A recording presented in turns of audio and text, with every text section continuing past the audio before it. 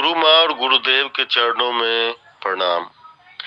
गुरुदेव, मुझे ध्यान का अनुभव इस प्रकार है। थर्ड आई पर फुलझड़ी रूपी प्रकाश का फूटना कम होने लगा है। अब ऊर्जा थर्ड आई के पास एक गोला के रूप में एकत्रित हो रहा है। प्रकाश में जो गति थी वह शांत होने लगी है। थर्ड आई पर ऊर्जा रुकने लगी है। ध्यान की गहराई नहीं बढ़ पा रही है। बैठने से शरीर में होने वाले दर्द की शिकायत कम हो रही है। यही मेरा अनुभव है। कृपया मार्गदर्शन करें। प्रणाम आप सभी को। जब हम साधना करते हैं तो हमारी अपनी ही परिभाषाएं हैं, हमारा अपना ही मापदंड है कि गति बढ़ रही है कि गति नहीं बढ़ रही। प्रकाश दिख रहा है, प्रकाश बढ़ता चला जाए और इतना बढ़ जाए कि सिर्फ प्रकाश ही रह जाए, ये गति है।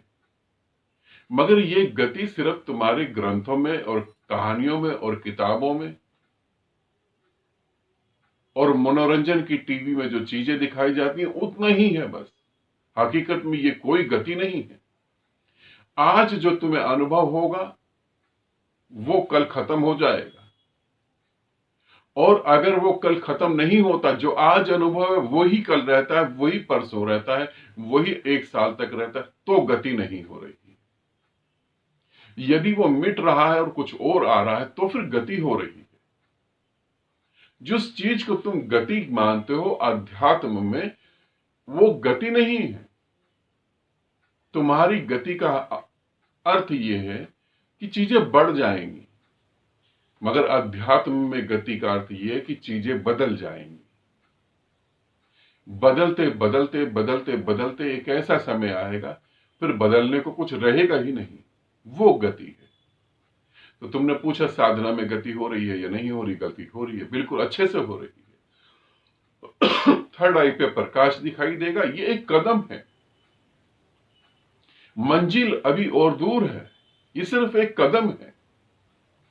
इसी कदम को अंतिम नहीं मानना। थर्ड आई पे अंधकार दिखाई दे रहा है और वो अंधकार चल रहा है, ये एक कदम है, अंतिम नहीं। मगर तुम ये सोचते हो कि यही विराट रूप लेगा और इसी को हम अंतिम कह देंगे, तो फिर तुम गलत फहमी में। गुरु और ग्रंथों में सिर्फ यही फर्क है। ग्रंथों के हिसाब से तो गति नहीं हो रही है, मगर जीवित गुरु के हिसाब से यही गति का सिद्धांत है। परिवर्तन परिवर्तन परिवर्तन, यही सिद्धांत है। प्रतिपल सब बदल रहा है, तो तुम्हारे अनुभव कहां से रुकेंगे। तो बिल्कुल ठीक हो रहा है। आनंदित रहो, सदा खुश रहो। बहुत बहुत प्रेम आप सभी को।